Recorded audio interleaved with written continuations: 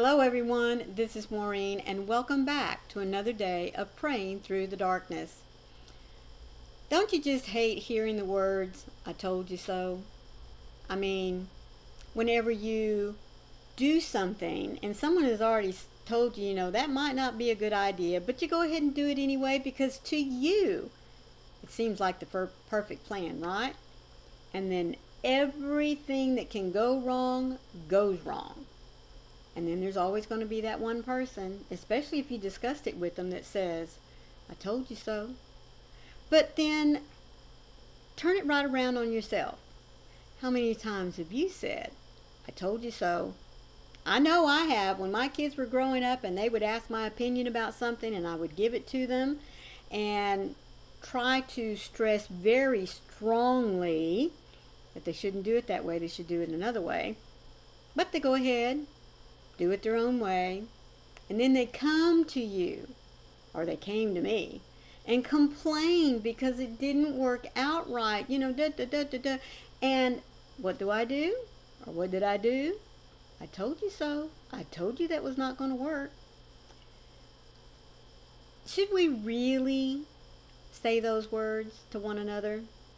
No, we really shouldn't.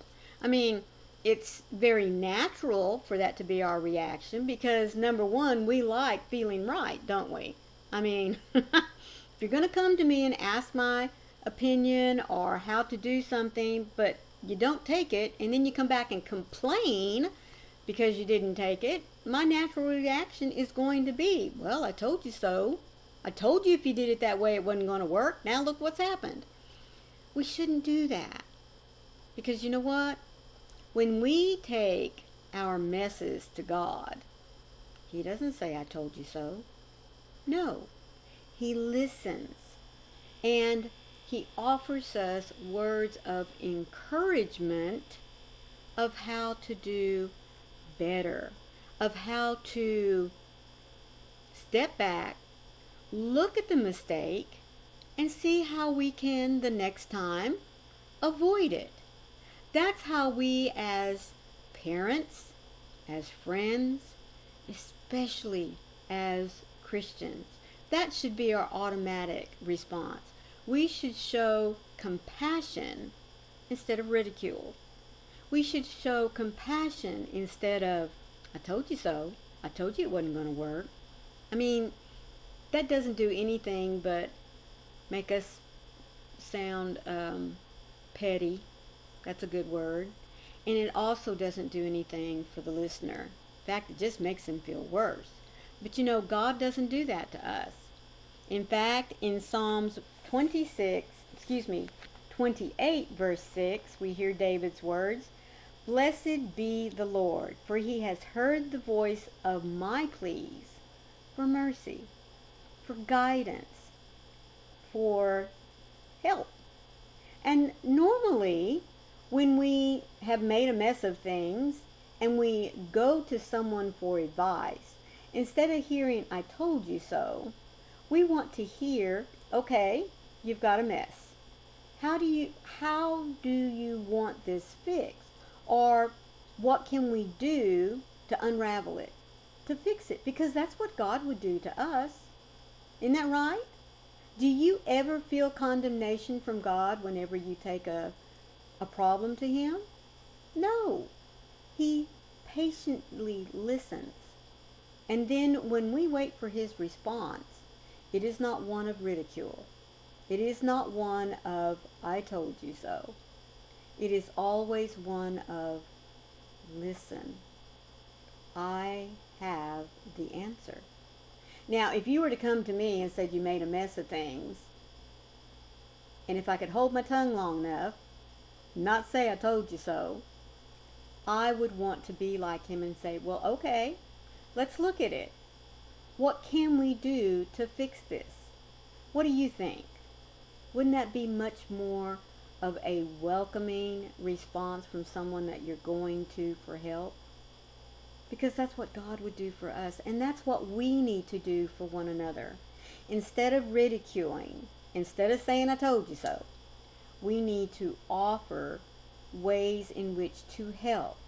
Not only us helping, but for the person that's in the mess, to help them to see how to fix it, how to unravel it, and how to start it again. When I don't know where to turn in my distress, and my heart feels completely sapped of all strength and hope, I turn to you, my Father. You know me better than I know myself. Every time I call on you, you hear me and you meet me with mercy. There are no exceptions to your lavish love.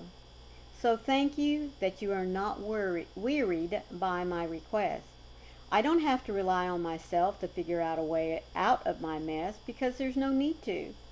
I can lean into your love as I call on you.